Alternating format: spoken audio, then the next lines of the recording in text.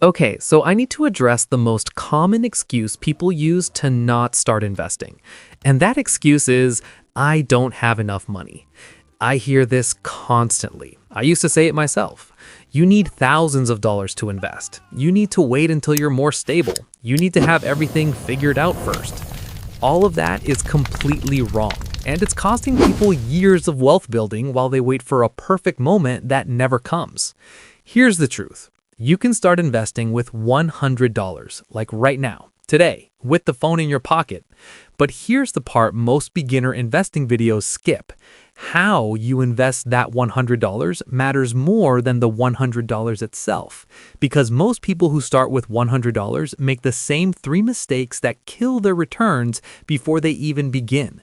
So today we're covering exactly how to start investing with $100 the right way, what to buy, where to put it, what to completely avoid, and why starting today with $100 will always beat waiting until you have $10,000.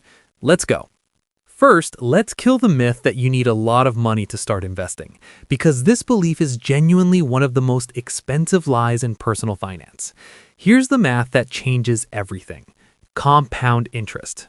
If you invest $100 today and never touch it at an average 8% annual return, which is roughly what the US stock market has averaged historically after inflation, here's what happens.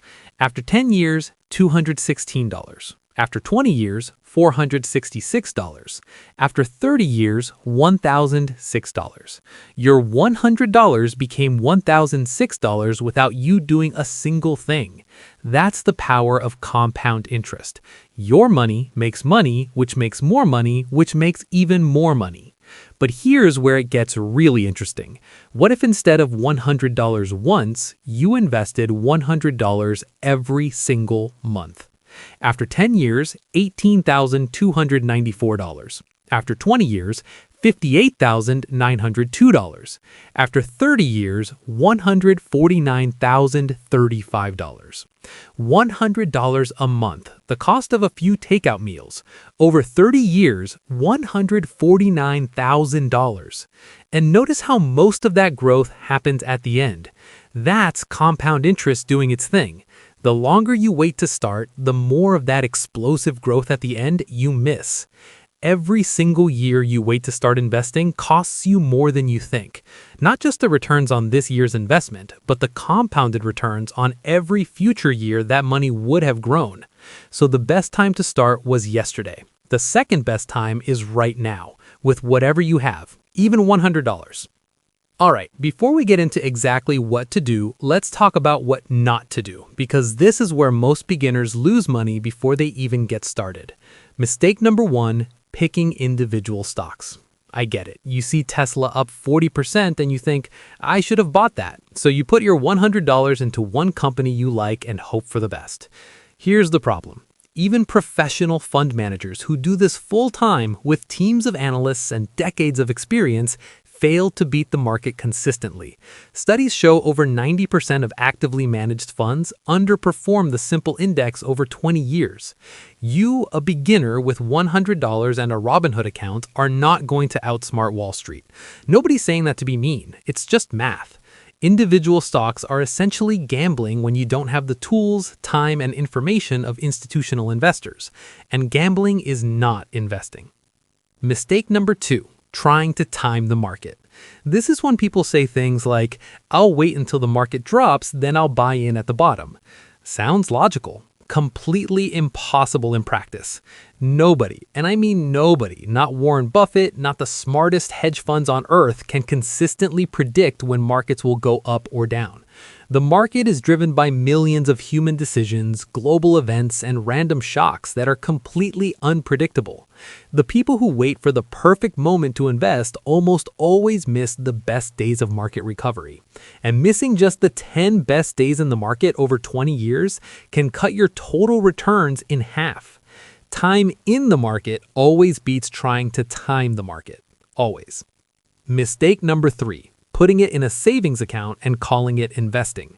Your savings account is not an investment. A savings account earning 4% when inflation is running at 3 to 4% means your real return is close to zero. You're not building wealth, you're treading water. Investing means putting your money into assets that have the potential to grow faster than inflation over time. A savings account doesn't do that. An investment account does. All right, here is the actual step-by-step of what to do with your $100 right now. Step 1, open a brokerage account. You need somewhere to actually invest. The most beginner-friendly platforms right now are Fidelity, Vanguard, and Charles Schwab. All three have 0 account minimums, meaning you can open an account with literally $1. If you're in the US and you have any earned income, the best account to open first is a Roth IRA.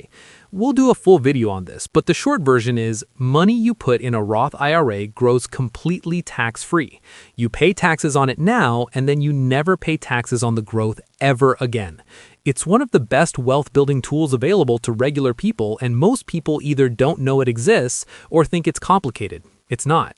If you're under 50, you can contribute up to $7,000 a year into a Roth IRA.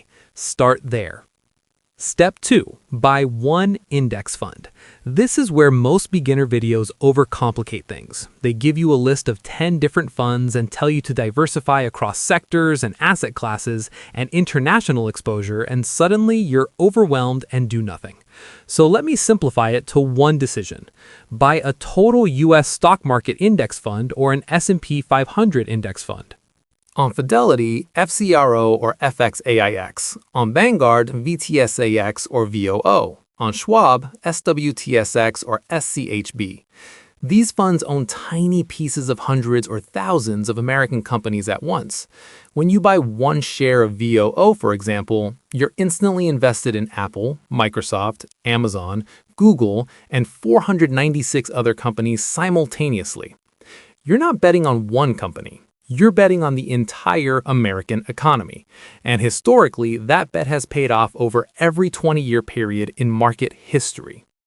The fees on these funds are almost zero. VOO charges 0.03% per year. That's 3 cents on every $100 invested. Compared to actively managed funds that charge 1% or more, this alone saves you tens of thousands of dollars over a lifetime of investing. Step 3, set up automatic contributions. This is the step that separates people who actually build wealth from people who just think about it. Set up an automatic transfer from your bank account to your investment account every single month, even if it's just $50, even if it's $25. Make it automatic. Make it happen before you can spend the money on something else and then forget about it. This strategy is called dollar cost averaging. You buy the same fund every month regardless of whether the market is up or down. When it's down, you automatically buy more shares for the same price. When it's up, your existing shares are worth more. You don't need to think about it. You don't need to watch the market. You just let time and compounding do the work. Here's something nobody talks about when it comes to starting with $100. The money almost doesn't matter at first. What matters is the habit. When you invest $100, you're not just putting $100 in the market. You're becoming the kind of person who invests. You're building the identity and the habit that will compound alongside the money. The first month you invest, you'll check your portfolio obsessively. It'll go up $3 and then down $5, and you'll panic and wonder if you made a mistake. That's normal. That's everyone. The market moves every day, and none of those daily moves matter at all to a long-term investor. By month 3, you'll stop checking every day. By month 6, investing will feel completely normal. By year 2, it'll feel weird not to invest every month. And that's the real win, not the $100. The habit that turns $100 into $200, into $500, into eventually something that genuinely changes your life. The people who build real wealth aren't geniuses. They're not lucky. They just started earlier than everyone else and never stopped. Let's end with some real numbers because I think this is what actually motivates people to start. If you're 22 years old and you invest $100 a month into an S&P 500 index fund from now until you're 65, here's what happens at an average 8% annual return. Total money you put in, $51,600. Total value at 65, $471,000.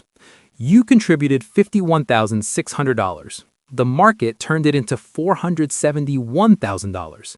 That's $419,000 in gains that you didn't have to work for. That's compound interest doing the heavy lifting while you lived your life. Now here's the painful version. What if you waited until 32 to start, just 10 years later? Total money you put in, $39,600. Total value at 65, $200,000. You contributed $12,000 less, but ended up with $271,000 less. Those 10 years of waiting cost you $271,000. Not because you didn't invest enough, because you waited. That's the real cost of saying, I'll start when I have more money. So here's what I want you to take away from this. You don't need $1,000 to start investing. You don't need to understand every financial term. You don't need to time the market or pick the perfect stock. You need $100, a free brokerage account, and one index fund. That's it. Open the account today, buy the fund today, set up the automatic contribution today, and then let time do what time does. The best investors in the world aren't the ones who made the smartest moves. They're the ones who started early and stayed consistent. That's available to everyone, including you, starting with $100. If this finally made investing feel less scary, drop a comment. What's been stopping you from starting? And next video, we're breaking down the Roth IRA in full, the tax-free accounts that most people sleep on until it's too late. Jade Invests, making finance make sense.